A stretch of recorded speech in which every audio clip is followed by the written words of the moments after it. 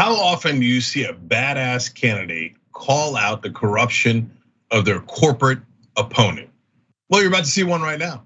Kinverly Dicupe is running in Pawtucket, Rhode Island, to represent District 62, and she did that in the middle of a debate, and it made national headlines. Kinverly, welcome. Hey, thank you so much for having me on.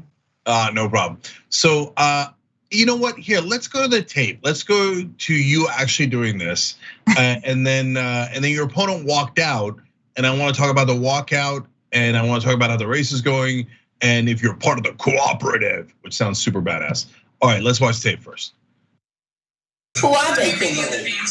Who are they, Kinverly? Nicholas Hammond, Peter Batista, Zachary Darrow, William Murphy. These are the lobbyists for the state currently. They are lobbyists for many things at the State House, not just the stadium. And one of them is the stadium. And actually, one of them is also a lobbyist for fossil fuel companies. So there you go as well. Pay for play. It doesn't have to be this way. We can have a vibrant city with government who cares for us. But I think we need to be raving up for what we deserve. Good schools, good union jobs, Thank you, everyone. a clean environment, affordable quality housing. These are the things that make life dignified for people here. And I vow to fight through every corporate obstacle to deliver a universal high standard of living for all our people. You can hold me to that. All right, so Kinverly, there's a couple things that happened there that we got to talk about. So first of all, she says about the lobbyists that you said she's taking money from, et cetera. She's like, oh yeah, I named them. And man, did you have receipts. Were you expecting that she would say that?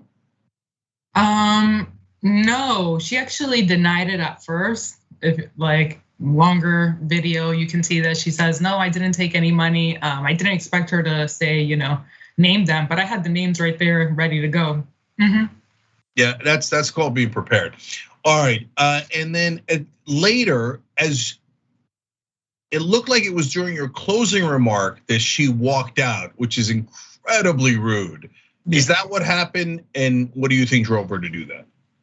It was during my closing remarks. I think we had a back and forth over the lobbyist money, and then over some of like her being in the district, not being active enough within the district, not knocking any doors or letting folks know what's happening at the State House. I actually didn't know she left at first. I was told after the debate was already over because I was like reading my closing statement. So I didn't know she left till it was all over. But I was like, okay, if you want to leave the debate, great, that's an attack ad for me. Yeah, so Kinverly, for the last 40 years, Democrats have been told by consultants and the media, don't you dare talk about the campaign contributions and the lobbyists. That's very uncivil, and it will not, the voters will not like it, no one will like it. What they of course mean is we won't like it, we're part of the corruption. But they scared progressives into thinking that the world would collapse in on itself if they ever did something like what we just saw you do in the debate. So I'm curious, did the world collapse in on itself? Or did you survive saying something true in a debate? No, I mean, we survived and we're doing better than ever. So, but that is something that you hear a lot in politics, which is like, oh, you gotta keep civil. And it's like, what's being civil? Me having to be okay with your corruption? Like your corruption is what's uncivil here. Yeah, I mean, taking money from fossil fuel companies and their lobbyists is 1,000 times more uncivil than saying that you're taking money from lobbyists, fossil fuel money, whichever one applies to whichever politician. But so that brings us to Mary Messier, the incumbent that was in that video. Okay, yeah. So in a sense, it was a classic progressive versus corporate Democrat clash because I read the summary of the debate. And every time you said to do something, $19 minimum wage or healthcare for everyone, et cetera, she said, well, I mean, I kind of generally agree, but obviously not now, plus never, plus only a little bit, right? And so one of the things I'm curious about, I'm always curious about this, is how is the local media reaction? So because normally, historically, what happens is they're like, Kinverly was super rude. You should never mention lobbyists. She's the bad guy. And this poor incumbent, I mean, she's obviously right. We should do those things, but 20 years from now and only 10%. So, but I don't know that was the reaction at all here. So what happened in Rhode Island? So we didn't get too much coverage on the debate. Actually, we only had a local journalist here from the Valley Breeze cover us.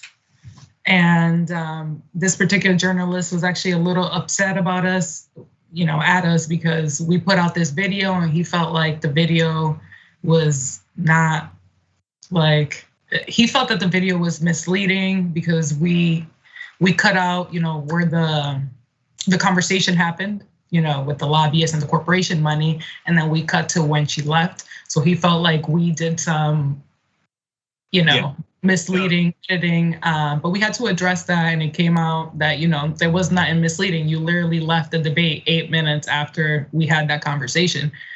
And if you notice the video, she picks up her bag when we're talking about the lobbyist money. Yeah, she was getting ready then. It's true. So look, you didn't put the whole debate up, of course, because it's on Twitter, right? People's attention span is maximum 1 minute. But when we covered the story, it was perfectly clear to us that she walked out later. And we explained that she walked out later during the closing statement, right? So to me, what that just brought up was like, oh, well, you spoke really long. And so like, obviously she left because you spoke for too long. And it's like, we looked at how long I spoke. It was 1 minute and 30 seconds. That is too long for somebody to stay for. I mean, it was obvious that she was very flustered because I brought in some facts that she didn't expect to hear. I mean, out of the debate was her, Yeah, Kinverly, you just answered the question perfectly. So one journalist covered it, and they criticized you for two things. And by the way, I happened to read that story, and they didn't criticize her for anything. They didn't talk about the campaign contributions. They didn't talk about the lobbyists. They put her saying later maybe as like a positive. But for you, speaking a minute and a half is too long. And she definitely walked out, but they frame it as misleading. Right. Okay, there's no end to it. There's no end to it. Where does all of the lobbyist money go? It goes to politicians who then spend it in media. And so, hey, look at that. Media says, oh, the beloved politicians who spend all the lobbyist money on us are great. It's the other guy that's pointing it out. That's the problem. All right, so Kinverly, tell us about the cooperative, because if people don't know it, it's in Rhode Island. It's badass. What is it? So the cooperative, the Rhode Island Political Cooperative, we're a group of candidates, regular working people here who are all running for a position, whether it's city council, state rep, or like governor, lieutenant governor. And we're all running on like Medicare for all, $19 minimum wage, Green New Deal, basically a package for working people here in Rhode Island, very ambitious package. So that's the political cooperative. And I do think it's something that should be done in more states, because it is true that we can get a few progressives in there, but if we don't hold the power within the state house as a whole, we can't get these things done. So what we did is now we're running, like 30 plus candidates. And another thing is the establishment has a hard time of keeping up with so many races. So a lot of the folks on their side, get left behind because the establishment has to take care of so many races across the state. You put a lot of pressure on them. Yeah, no, it's amazing.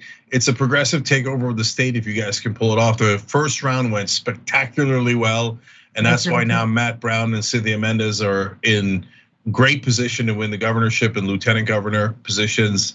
And so let's hope that happens. And it's the cooperative reminds me of the Just Democrats, but just at the state level, right? Yeah. And if you flood the zone, the establishment, even they start to run out of money and trying to figure out, where do I patch the holes here? Who's the most dangerous progressive who might actually help the people the most? Really increase their wages, et cetera, because we got to defeat those guys. Oh my God, there's over 30 of them in a tiny state like Rhode Island. Oh no. Yeah. Right? That's the sense I'm getting. Now, the elections are about 2 weeks away. So give me your sense of on the ground. How's it going for you and the cooperative overall? Well, for me, it's been going really well. We've been knocking a lot of doors. One of the things is, since she was so inactive a lot of people just don't know who she is. Like most of the people whose doors I knock on, they don't know who she is, despite her being the representative since like 2008. And you'll hear that a lot in a lot of other races that the co-op is in, where the incumbent is so inactive that most people don't really know who this person is. But we're all doing very well. A lot of cooperative candidates are, past their win numbers. So we're expecting some big wins come September. All right, and there's no truth to the rumor that Dicupe is French for the cooperative? I don't even know what my name means. I know it's French, but I don't know what it means in French. Okay, well, I'll look into that. All right, and tell me about District 62 real quick. Is that the state assembly position?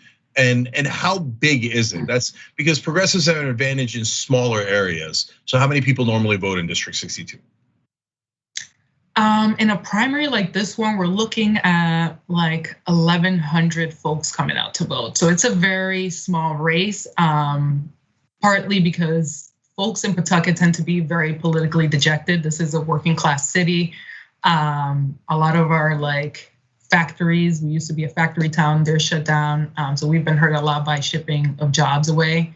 So we're a pretty small town. The race is pretty small, which means like knocking a lot of doors makes a big difference here. Yeah, but it's not too big of a district. Yeah, no, that explains it perfectly. If 1,100 people are going to vote, progressives have the advantage. So that's when the knocking on doors makes a big, big difference. So everybody get out there and help Kinverly all you can. We've got the links down below if you're watching this on YouTube or Facebook, and you just click on the links. It's in the description box, so easy. You can donate, you can go to our website. If you're in the area, go knock on doors with her, with everybody in the cooperative, and take over Rhode Island. And don't get discouraged about voting. Don't tell me, oh, Pawtucket. No, go out and vote, okay? Yeah, I just made a Pawtucket joke. Okay. All right, Kinverly Dicupe, thank you for fighting hard. Thank you for mentioning the corruption, and thank you for running. Good luck. Thank you so much. Thank you for having me on. It means a lot. I've watched TYT for a long time, and I've seen like especially what you've done with like the Justice Democrats. So it's an honor to be here. Oh, Kinverly, thank you for confirming that. One of our members said she's got to have watched TYT. Oh yeah, of course. Like I've been in the movement for a little bit, helping Bernie, 2016, 2020. I actually did a lot of work for Bernie in 2020. I'm so heartbroken when he lost. But yeah, no, I've been around. I've definitely watched their show many, many times. That's awesome. And look, we were down in 2020, but we're back. Okay. Yeah. The trick is you keep getting back up, and here it comes Kinverly Dicupe. So everybody watch out. I love it. I love the cooperative. Let's go vote. Thank you.